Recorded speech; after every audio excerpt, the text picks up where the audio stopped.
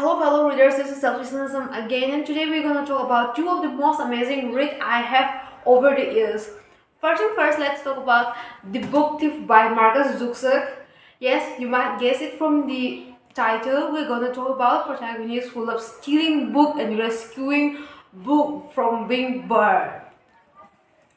In this book, we follow a character named Lisel, and Lisel is a little girl. We follow her from being separated from her parents to going to her foster home and then adapting to the foster home, then going through all her life.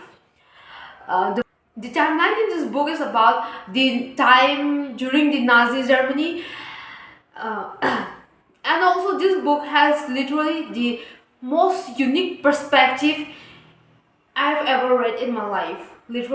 Yes, I've read a lot of books and lots of novels, and in its novel, the narrator's perspective is always different. But in this book, we're gonna be narrated from the perspective of death itself. So this book is kind of very philosophical in my opinion and very unique. This book clearly shows about the horror and the misery during the Nazi Germany time.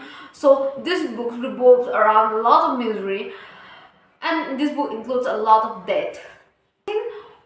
And also there's one incredible thing about the way this book is written is that the way how Liesel's life and Meg's life are aligned. I mean, Max is Jewish and Liesel is a little girl and she is a German little girl, and Max is a Jewish man, like a grown, literally a full-grown man he is, and the way their life aligned and like it confronts is very incredible, I would say.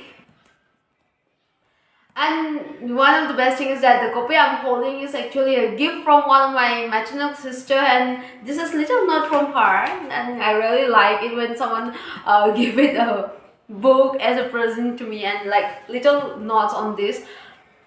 Also, this book is kind of bulky, and if you are someone who have never finished a book in your life, then the bulkiness of this book might scare you.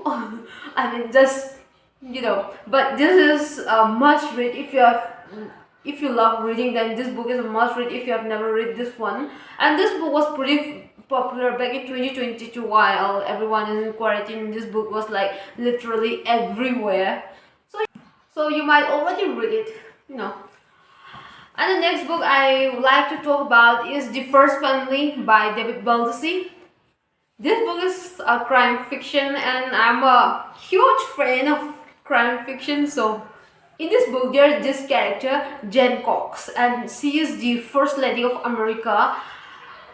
She's very intimidating, I would say. She's pretty, she's smart, and she's very intimidating. Very intimidating to me.